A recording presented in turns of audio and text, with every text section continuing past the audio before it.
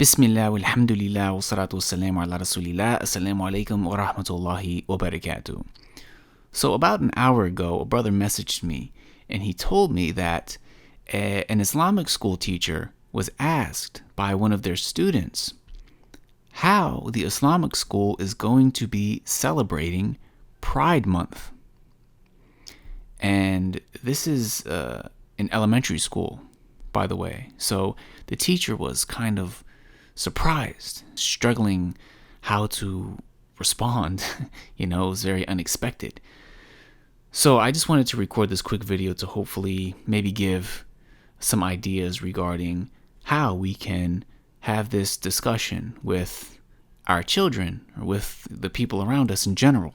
But before I do that, I think it's only right that we acknowledge the imams, the Muslim clerics, Muslim academics who helped directly contribute to this scenario. Those who advocated for the rights of the LGBT community, who normalized it amongst the Muslims, who encouraged the Muslims to advocate for their rights and go to rallies and march for them and things like that.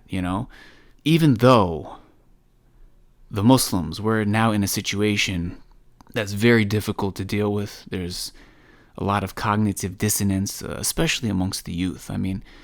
It's really turned into a difficult uphill battle. But I'm sure the LGBT community really appreciates what they did for them. So anyways, this video is going to be short. I just had one example that I think is pretty easy to understand. It's something that kids can be taught, or it can be explained to children and really anyone of any age without getting into the explicit, gritty, down and dirty details of what the LGBT community really represents and what it's really about. That might be a difficult, explicit conversation to have with a child.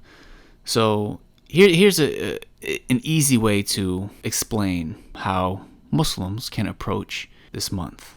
Pride, LGBT Pride Month.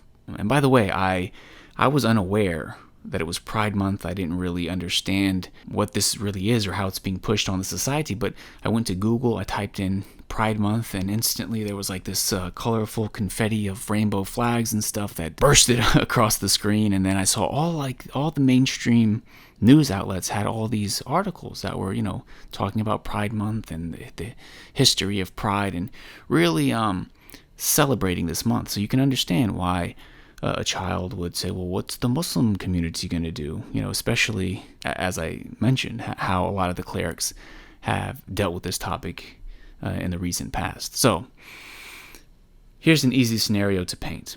Imagine that there was a pig meat month that people were celebrating, okay, where they had a whole month dedicated to the celebration of eating pork. And they had flags, and they had rallies and parties, and there were articles being written about them.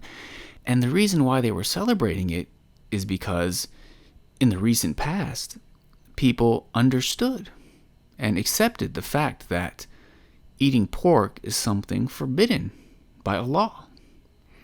This is something that past religious traditions, people who believe that they are following the past prophets, that they understood that eating pork is something that Allah made impermissible.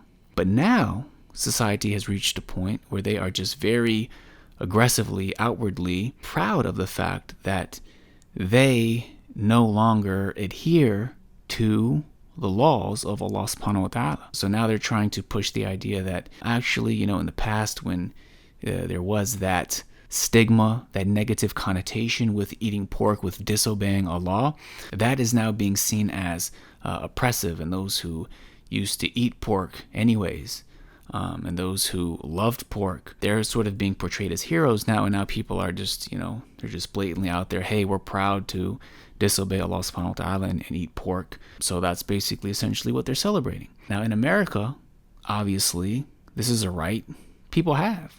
The government has given them this legal right and opportunity. If they want to eat pork, if they want to celebrate and be proud and identify, self-identify with that, that's basically what their personality is just all dedicated towards, is the fact that they eat this pork.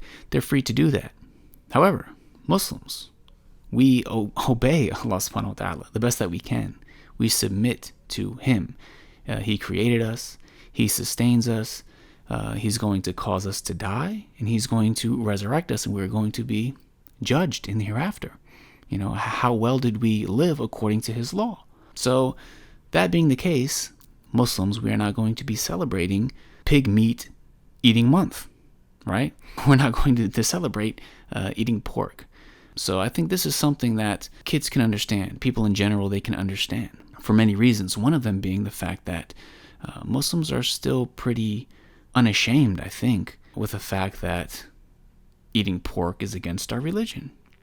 A lot of Muslims, even if they're not even super practicing, I think that they are averse and repulsed by, the idea of eating pig meat. So I think in that sense, it can be a useful example because it doesn't have that stigma. People understand, like Muslims, we don't eat pork. It's against our religion. If you want to eat pork, you have that freedom. You have that right in this country to eat pork, but we don't, and we don't advocate for it.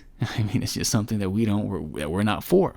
So that being the case, I think that can be a way to explain our view of this month. Similarly, there's obviously a lot of similarities that you can connect the dots regarding, but I think that might be an easy way to explain to children, for your students, hey, Mr. Sajid, what's the school going to be doing to celebrate Pride Month?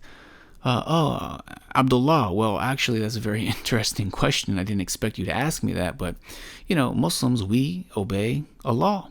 And just like if they wanted to celebrate eating pork for a month, that's against our religion. Similarly, when it comes to this whole Pride Month, without getting into the details of it, they are celebrating something that is against our religion. And, perhaps when you're older, we can get more into the details of what that's really all about. But for now, inshallah, hopefully that suffices. And inshallah, perhaps in the future, I'll make some more videos going more into detail about this topic and how to discuss it perhaps at a more intellectual level with somebody who's maybe older. But for now, we'll keep this video short and sweet, inshallah. Allah knows best. Jazakumullahu khairan. Thank you for watching. Assalamu alaikum wa rahmatullahi wa barakatuh.